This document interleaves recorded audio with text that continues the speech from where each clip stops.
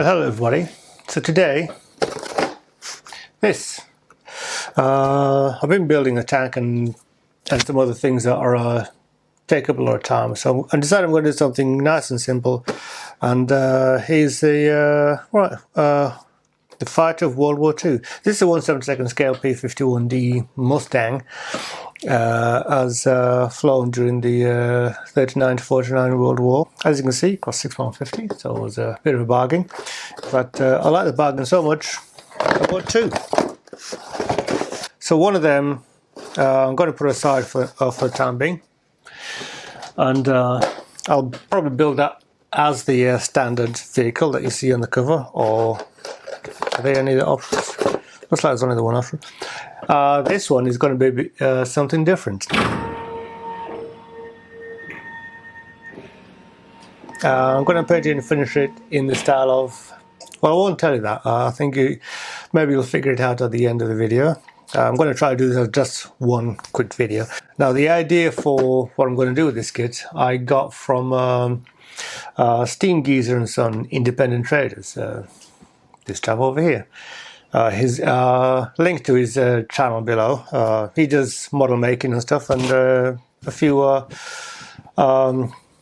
tutorials, etc. So he can teach you a few things. Has taught me a thing or two, and give me ideas such as this one. But anyway, yeah. So before we start building, I'll have a quick look at this one. So I don't think that's the retail price. Well, it was the retail price, but it's normally not £6.50. I think it's cost a bit more than that, but you know, the shop that's stocked to boys, they do a lot of discount stuff. So they're not doing kits anymore, the local one anyway. So bit of a shame, because I bought a few kits from them before.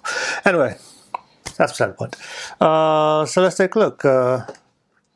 Averagely decent photograph, painting rather, of the P-51 on the front there. On this side, images of the finished model. On this side, the cover shot in landscape. Some more information on the back here. So this is what's in the box, warnings and stuff like that. And on this side, we've got the upright image. Back to this side. There's not a lot inside this box. You got a clear sprue of two canopies, we've seen. So two slightly different versions. I don't know if you can see the difference there. One is slightly flat. Oh no, doesn't matter. The instructions and two sprues. So this is well, I assume this is sprue A. It says so, sprue A over there.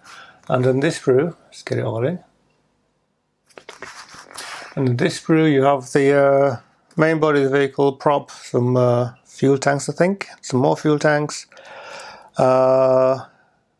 Gear cover and a few other bits and pieces. On the back side, we've got some nice detail in the vehicle, in the cockpit, which is pretty good actually.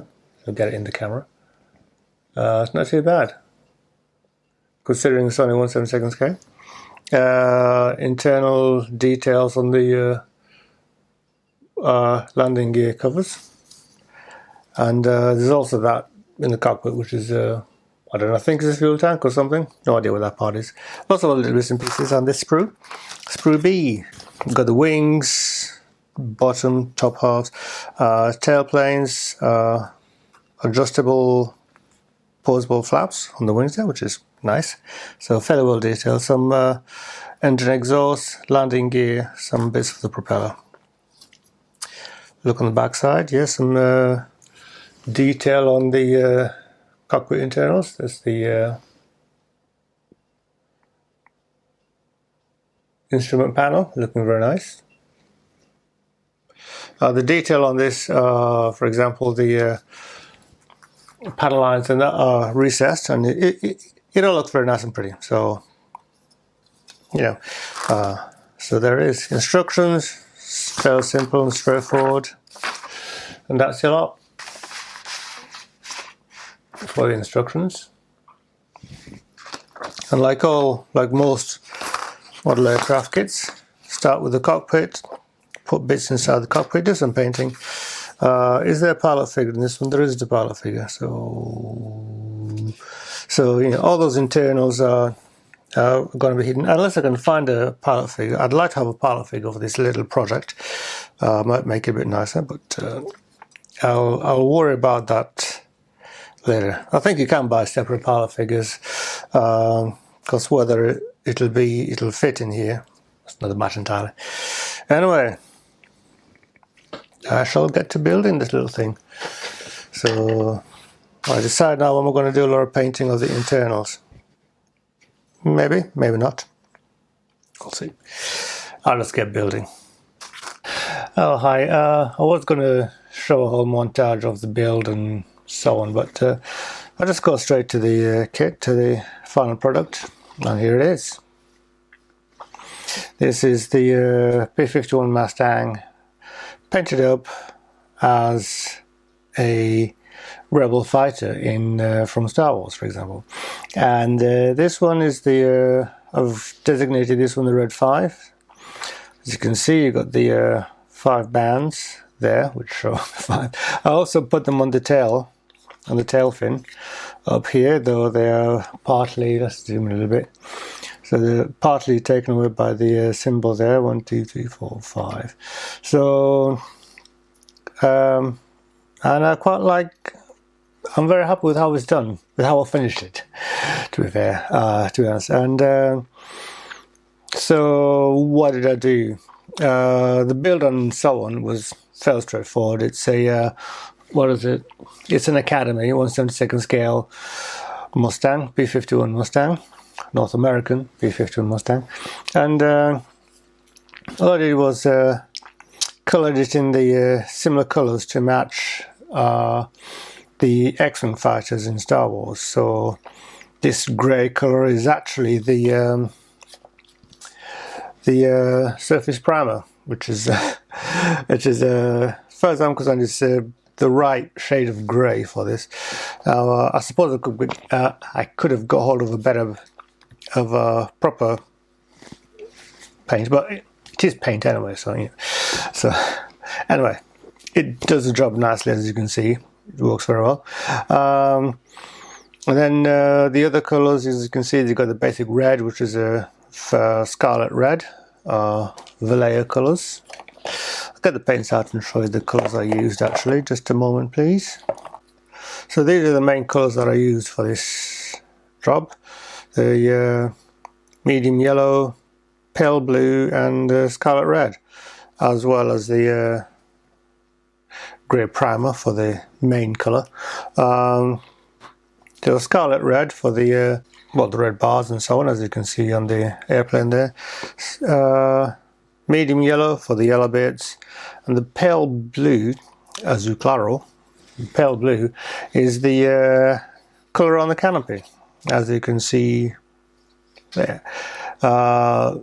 This was the closest to the image of the X-Wing fighter on the model of the Bandai that I'm going to build. So I figured that would do the trick. So I was originally just going to have the that colour just over that area there, but then I decided to go over this part as well, so the whole thing is one thing.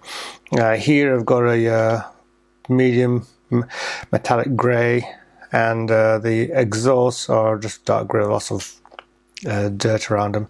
The decals. The decals I'm quite happy with. These decals are made myself using Mr. Decal paper. This is the clear paper. They do, as far as I'm aware, they do two types. They've got white decal paper and clear decal paper. So I use the clear decal paper. The white decal paper is if you want to make something that's got a white background or something like that. So the decal paper. So this is the first thing I did with regards to the decals. I printed out, well, went to Photoshop and made a whole thing for the A4 paper, and get that a little bit, and using symbols that I found online all over the place. I sized them up specifically to fit this model. So As you can see, this is actually an A5 sheet. The paper I got was A4, cut it in half and printed specifically for A5 because it'll do the trick. I just basically crammed in as many symbols as I could. So you got the main that symbol there in 1, 2, 3, 4 sizes. So that's basically the size I made for the emblem on the side of the fuselage. The larger one is the one that goes on the wingtips, and the tiny one is the one for the tailplane. The big one I thought probably do something for the belly, but not for this particular aircraft because you've got this that thing in the way there, the air intake, radiator intake, whatever. And so this was basically the first test print I made. I crammed them all. I sized them up specifically, and happily that I just decided to upgrade to the full Photoshop at the £10 a month thingy, which is the cheapest one to do, and it's more than I need, to be fair.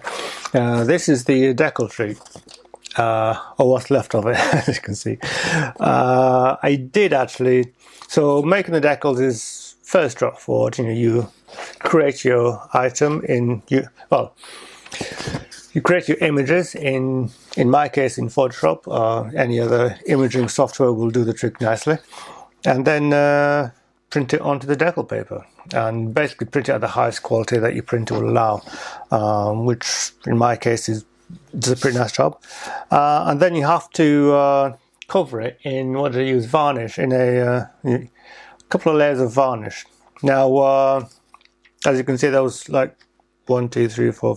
There's 9 of the symbols across the top, and I used up. Well, I cut off 2. I cut off 2 at first to test just exactly how much varnish I should use, and this decal here was the first one that I put on, and that one was covered in 3 layers of the varnish. I'll just show you which varnish it is. Don't run off. So this is the varnish that I used, which is it's also one that is recommended by the decal paper, I believe, or something similar. This is plastic coat polyurethane varnish, and I reckon that's going to last a while. Happily for me, a local hardware store stocks it. I just wanted to ask if they had any, and then you went around the back here. So you've got some. There it is. And yeah, so there it is. Buy local where you can.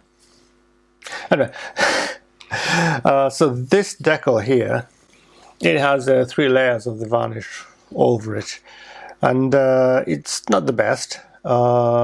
The 3 layers basically just thicken it up a bit, so it's a lot thicker than it needed to be. So you can see there is also, when I cut it out of the paper, I didn't cut it out neatly, because unlike the decals that you get in aircraft, these basically the whole sheet is one big decal. And so I'd recommend that if you're making them yourself, take the time to cut them out as cleanly as possible around the edges. Get a scalpel and a sharp knife and just cut around the edges as much as possible. I'm not going to cut it out, but so with this one, it doesn't look as good because you can see the edge, and because I used 3 layers of the varnish, it's quite thick. So you end up with a fairly thick. Come on, focus on it. So you end up with a fairly thick decal. So when I decided to go the plunge and varnish the whole sheet, I used just 2 layers of the plastic coat varnish, and that gave me some. That did a nice job, and it looks pretty good on the paper. It looks fine, and but the decals on here came out quite thin. Also, I did take the time to cut them very cleanly around the edge as much as possible. So for that one, for example, this one looks beautiful. You can't actually see an edge on it. I mean, it's just helped by there is a gloss coat on top of it, and then there's also some light sanding, and then another matte coat of the Vallejo varnish, Vallejo matte varnish. Same with this one on the wing, on the back of on the underside of the wing. This one is also quite smooth. That line down the middle, that's the panel line on the aircraft, so I did take the time to smooth it down into the line, and unfortunately it just stick out a bit, but hey, that's how the aircraft is made. So, you know, as you can see, I took some time to plan out and design how I was going to paint the markings on this thing. So, and they're based on the actual X-Wing itself. After I put the main coat on, the paint on, the grey, light grey, the signal, anyway, the very light grey, I took the time to design this thing. So I printed out, let's have a look. So, what's the bits of paper? So I took the time to scan and print out the images from the instruction manual, basically the painting guide. So this was my first attempt at the deciding how to put the red and yellow on the aircraft. I was going to have red over the front, over the nose of it, but went against it, as you can see here, and decided to minimize the bright colors. Though I did put some extra yellow on there. Originally it was just going to be these two, but then I decided to put that one as yellow as well. And in hindsight, it worked out fairly well. I decided that the vehicles would be the identifying bars, the 5 on this side, like red 5, so there's 5 bars. Red 1 would be just 1, 2, and so on. Would be, I decided that the identifiers would be on the left wing, the port side wing, and the insignia would be on the right wing, and then deciding the red around it. So when I masked out this area here, I made sure that there was enough room to put the decal on top of there. So again, this hasn't gone on very well. You can just about see there's a line where the decal ends, just about there. So I don't know if you can see it. Before I put the decals on, I decided to painting. I decided to add this little square here as a metallic grey, dark grey, like that. Fortunately, the decals are quite thin, so it comes through. So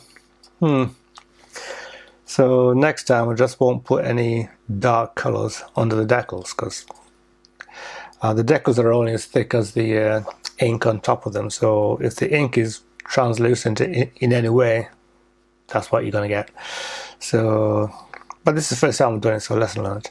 The decal on this side is, as I mentioned before, very clean. Decal underneath, very clean. The decals on the wing, on the tails, also came out very nice. Again, taking the time to cut them out carefully will do the job nicely. So I spent a lot of time masking this thing to get these colours on. I started off with the yellow, I think, and then the red, or the red and the yellow. I don't know which way around I did it. I did video of it, so you can probably see it going on behind me, just, there. Do you want to look at it? No. Anyway, so and last but not least, I painted the propeller in the basically the colours that you'd normally see on the actual aircraft. Weathering was something that I'm not very good at, but I think I did a fairly decent job with this. Being a Rebel aircraft, it is fairly battered and dirtied, so I was going to use the hairspray technique, but I didn't. Fortunately for me, the silver coat I put on top of underneath all this was an enamel, which you could tell, because if you put too thick an acrylic on top of the enamel, it may not stick very well like it did here. So little tip for later, very thin coats of the acrylic over an enamel, for example. So I did a lot of dripping over the primary colours and all over to just make it look like it does there, for example, and there, all around. And then dirtied it up a bit using an enamel, what do you call it? Where is it here? This is a gloss oil stain, Humbrol enamel wash. I did that as a wash on most of the areas, and unfortunately for me, I did it on the propeller there, and it seeped into the gaps in the crack and welded shut the propeller, because before it spun quite nicely. Shame, but yeah. I dirtied up the wheels, the rubber, the wheels as well, using pastels. I've got a sandy coloured pastel which I use for that. Probably should darken it up a bit, but you know, doesn't matter. And then some very thinned out black paint, and sprayed it over this area here from the exhaust up to match, to show the staining of the exhaust on the side of the aircraft. And I did a similar thing here behind the guns to show soot coming out from the weapons. You'll notice the tail planes are quite clean. That's because I did most of the weathering on the sides and underneath. I figured these being back here, they're less likely to get in the they're less likely to get dirty, because all the dirt would well, that's underneath it. So yeah, I also did some little splish splashing of the weathering the mud on the wings there, and also a bit on the back there. And yeah, so there it is. So that's the P-51 Mustang as a rebel fighter. So I'm thinking of doing basically a whole range of these vehicles. I've got I was deciding which aircraft to use, or debating rather, which aircraft I should use as the Y-wing. And right now the P-38 Lightning was my first choice, but it's a fairly small aircraft actually. It's not much bigger than this aircraft. So I was wondering if I should use a slightly larger aircraft, and I was thinking maybe use this one instead. At the moment I'm undecided, but the Lightning will certainly be a rebel vehicle, but I don't know which one it'll be. I've already got an aircraft which will be the 1940s stand-in for the Millennium Falcon, for example. I've got one of those ready going. Haven't started building it yet, but that'll be soon. So yeah, I'm trying to do basically as many different aircraft to be similar to the resistance aircraft that I can do. As for the Imperial fighters aircraft, I was thinking those would mostly be German aircraft. So it's quite possible that. So I do have a, what's it called now? The 190D, the Focke-Wulf 190, which is going to stand in for an Imperial aircraft. Not necessarily a TIE fighter, but you know, well, the Imperials only had TIE fighters, so yeah, it'll be basically that. So basically, I need to decide what colours to paint it. I've already got the decals ready for that. You know, that's somewhere across the top row there. So there's that. And actually, just so you know, all these aren't the black ones aren't all Imperial. These ones down here, for example, they are, well, these are Jedi Order insignia, whatever, and these are Republic, so something like that. So basically, we're talking pre-Empire, as it were. So chances are I'm not going to use these much, but these, you know, like for example, I could use them on a fighter that's piloted by a Jedi, for example. So if this is Red 5, which we know is Luke Skywalker, I could put a later version with the Jedi symbol on the back there. In place of the well, in place of that red symbol there. So you know, there's that.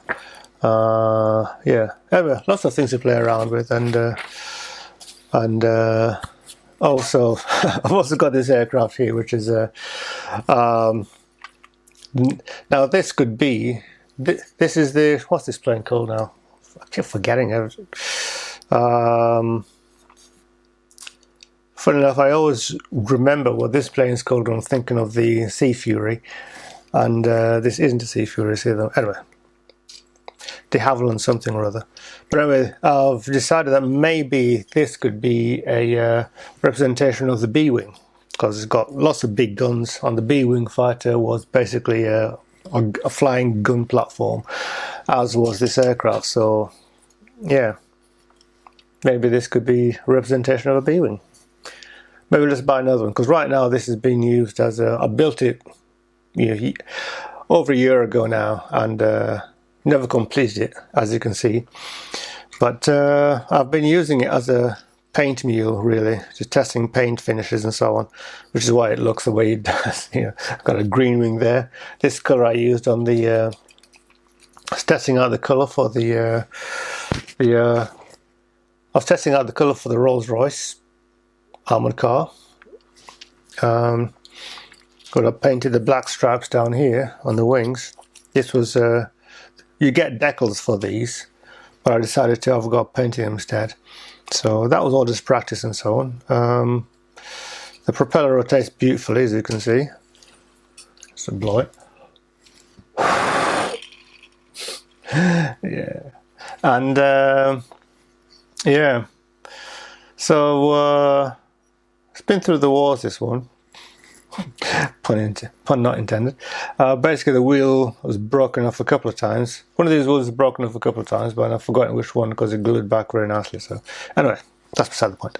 So maybe this will be a B-Wing. As you can see, it's slightly bigger than the Mustang.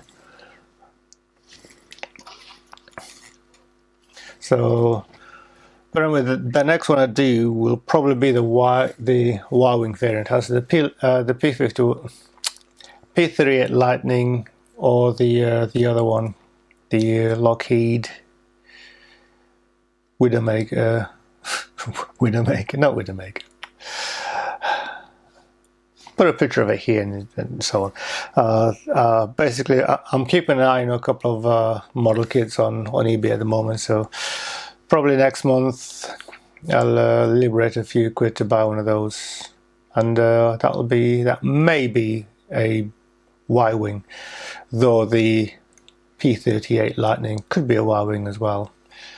Still debating on which one to use. If you think, you know, let me know if you think which plane would make the better Y-Wing version, you know, the P38 or the... I'm going to find out what it's called. Just a moment, please. Here we go. So, yeah, Northrop Widowmaker. Northrop Black Widow. Sorry, not Widowmaker. So, yeah, I figured the Northrop Black Widow would be a better aircraft for this job, because it is, let's face it, a slightly larger aircraft. It's basically got quite a few crew, in fact. So, yeah. So, you know, which is a better version for a Y-Wing? The P38 Lightning or the P61 Black Widow?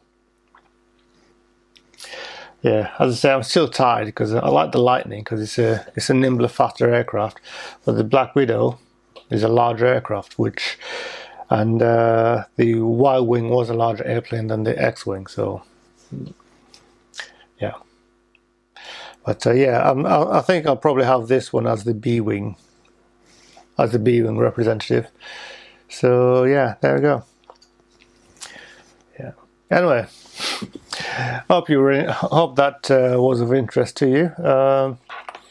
If you liked what you saw, tell your friends. If you didn't like it, tell them why. And if you're interested in seeing more of these things, keep an eye on the channel, because there'll be more videos about other models. Also, big shout out to SteamGeezer and Sons, from whom I got the idea to do this. Anyway, thank you very much for watching, and take care, everybody.